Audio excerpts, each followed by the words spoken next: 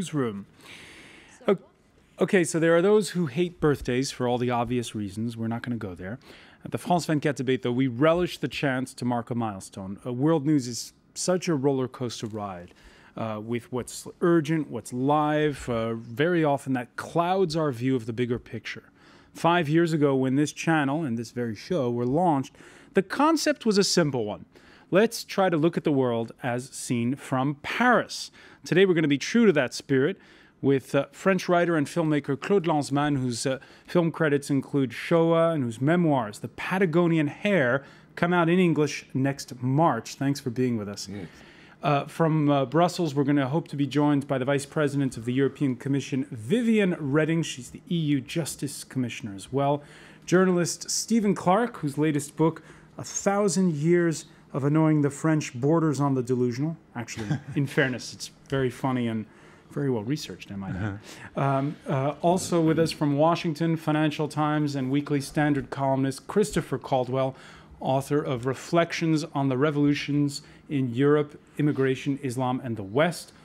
And for this part, we'll be going to Dublin as well, and the Independent's Middle East correspondent Robert Fisk, author of The Age of the Warrior, and we can say it, whose book, Pity the Nation, remains the definitive tome on Lebanon. Today, the France 24 debate turns 5, as we mentioned. 5 years ago, we did not have the privilege of a direct conversation with the viewers. Social networks have changed all that, and we want to thank you for your birthday greetings. Just read out a couple here. Prince Endlove on the France 24 debate Facebook page says, "Cheers to France 24.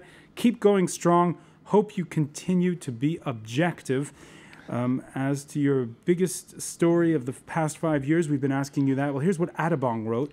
Obama's election, I guess, but also my decision to stop eating, quote, French fries as a sign of protesting the Euro crisis. All right, we'll be getting to those topics in a moment. 5 years, and for some upstairs in the newsroom preparing today, it seems like it was 5 minutes ago. Et maintenant, je dis top antenne.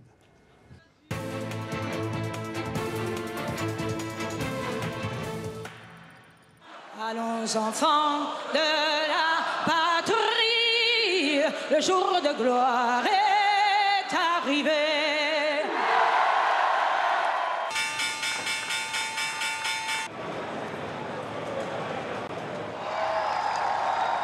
It's been a long time coming, but tonight, because of what we did on this day, in this election, at this defining moment, change has come to America.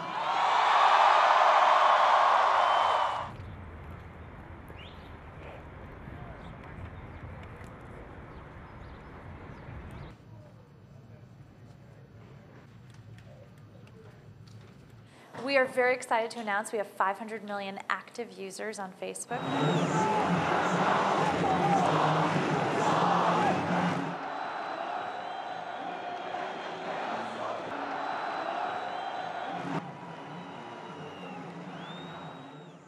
All right, finishing there with those images from Tahrir Square and the overthrow of Hosni Mubarak, who'd been in power for 30 years in Egypt. Time and again, Arab guests on this set have said that they feel that in the past year, for once, history is not something that's happening to them, but something they're making themselves. Claude Lanzmann, your memoirs recount your time in the company of the insurgents in Algeria, in the War of Independence. When you look at those images from Tahrir Square and you think back to that time, what's your reaction? Oh la la. I try to be absolutely honest. What you say is rather funny for me, because I am also the editor or editor-in-chief and director of a monthly review created by Jean-Paul Sartre. Les Temps Modernes. Called Les Temps Modernes. And our next issue is about the 50th anniversary of this war, of an Algerian war. And we decided to focus completely this issue about the question of the Harki. The Harki. The Algerians who sided with the French and who've lived in France ever since. Yes, and we used to think and to say that they were collaborators of the French, that they torture the people of the FLN according to the orders of the French police and so on. A part of this is true, but only a part. The main truth, and it is what one can read in this issue, is that the FLN did not respect at all the so-called Evian agreements. The peace treaty that ended the Algerian Civil War of Independence. And all these Arquis families were killed by hundreds, thousands. Has the look killed, tortures, and so on, and they were considered as subhuman. Has your the view pariahs of the Algerian war? Has your view of the past changed because of what's happened these past 11 months? Is my view of the past has changed? Partly yes, and partly not, because it's very difficult to. We were right in many respects, and we were wrong in other respects, and this is what one could call the rationality of this time. Because if you take, for instance, the Cold War, it climbed at summits of hatred, of bad faith, and so on. But it was this time, and it is. I am always careful when one has to judge the past in a retrospective way with what we know now. Right, because we were blind, but it is truth. But it is the plain truth of men thrown into history. We have been blind in many respects, but we have been farsighted too. Let me go. We were clairvoyant. I don't know the word in English. You showed clairvoyance. Viviane Reding, when you look at what's happened the past 11 months, you're not a historian. You're a decision maker. We know that everybody got caught out by the events that happened. Has the Arab Spring forced a rethink of the EU's foreign policy? And most notably, you guys are huge donors to the Arab world. Have you had a rethink about the policy in that respect? We had certainly to take our responsibility in the sense that we needed to go ahead and we needed to help these populations to build their democracy. We have done this, of course, by reinforcing the funding we are giving naturally to our neighborhood countries. We were also there in order to help them to build a democracy, to get the elections done, and now we help them to build the judiciary. So we are a helping hand, we are feeling like neighbors, and we are feeling also our responsibility. But most of all, we are very proud of what the people have done. Robert Fisk, since before the Soviets invaded Afghanistan, since before the Iranian Revolution, you've been covering the Middle East. How has your vision changed these past 11 months?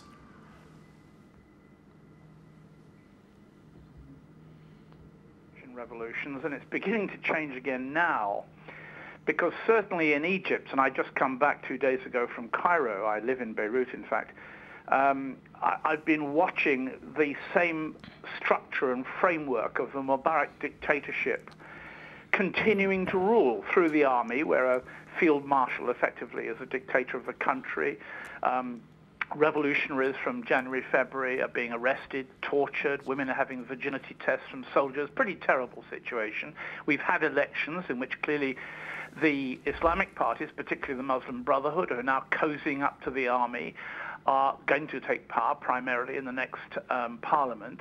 No bad thing if they can learn how to govern. It's interesting, if you go back to Algeria, but the second Algerian war, the one I covered and Claude covered, of course, in the War of Independence, I'm talking about the appalling, brutal, savage war between 1992 and 1998, when the Algerian government stepped in to stop elections which the Islamic Party, the FIS, would have won.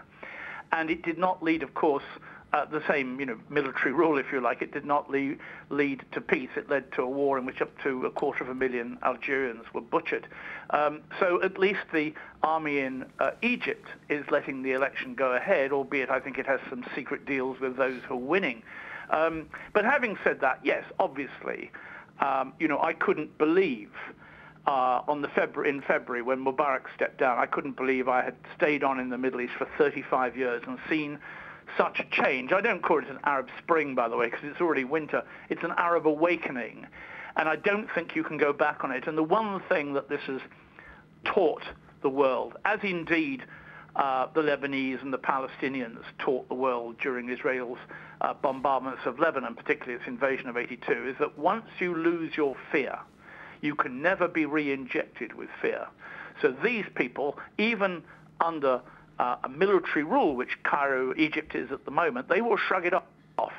At the end of the day, once a person loses fear, he will never get it back. And that is the lesson since '82, but growing and growing right up to now, the overthrow of the Arab dictators I've watched in my 35 years in the Middle East, which of course is more than half my life. Christopher Caldwell, what's the lesson you've learned from the past 11 months watching the Arab Spring, or the Arab Awakening, as Robert Fisk calls it? Well, I'm a lot more distant from it than Robert Fisk is, but I have to say that I think his description of his disappointment of what's happened in Egypt since February sounds to me quite reasonable. I have been really struck by the gap between the promise that a lot of people claimed for the Egyptian rebellion over the winter and what has actually transpired, which is a continuation of the military regime without Mubarak. It strikes me that the interesting stuff in Egypt, the stuff that will be decisive in history's eyes, is what's happening right now, and also what's happening in Syria. So I think it's too early to form any final verdict. All right, as you mentioned, Syria, each nation are writing its own script this past year. In the case of Libya, a bloody civil war and outside intervention from NATO-led forces that ensured the demise of Muammar Gaddafi, and this startling scene. Vive Benghazi! Vive la Libye! Vive l'amitié entre la France et la Libye!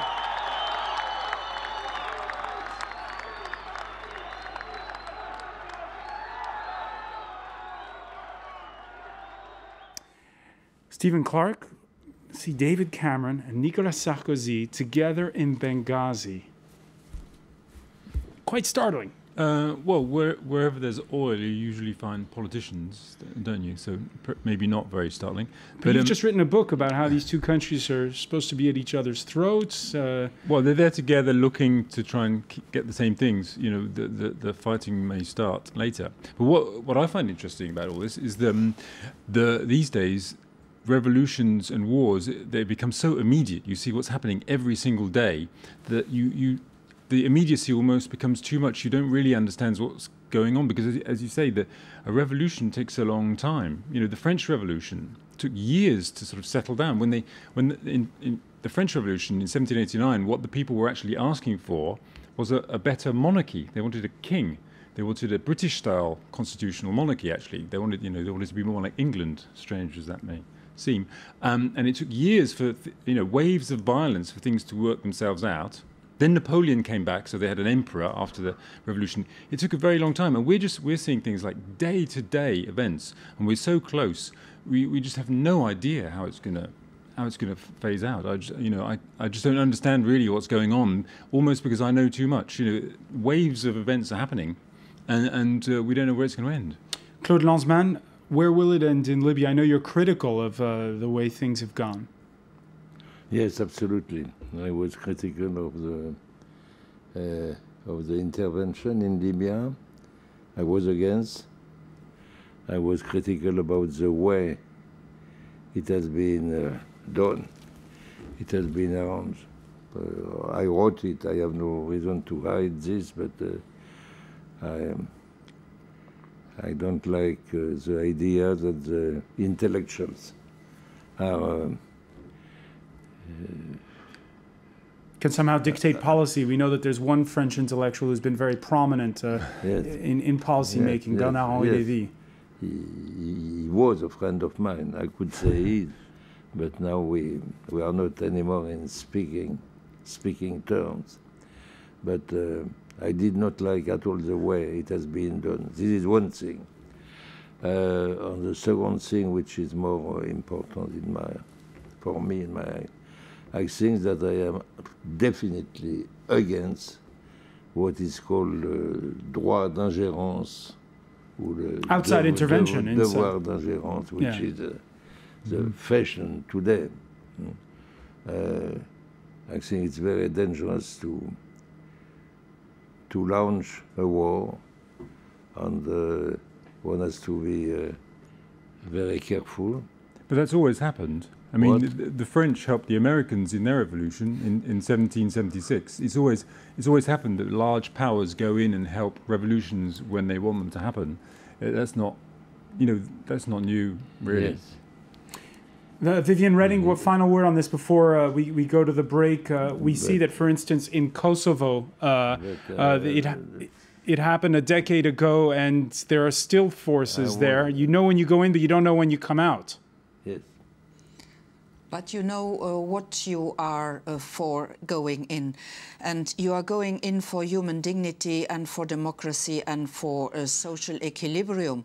Look, we have made it very clear to our neighbors that the door to Europe is open to them, but it is only open to them under conditions. And we help them to get these conditions right, to get democracy established. But war is not so far away. And I think we are very impatient sometimes. We want things to be done at once, but building a democracy is a question of evolution, and you have to have the democracy in the minds of the people before you get the institutions to work. All right, and when we come back with the France 24 debate, the special 5th anniversary edition, we'll look at how the changing world order is affecting the way we look at Europe. That's due to a certain financial crash.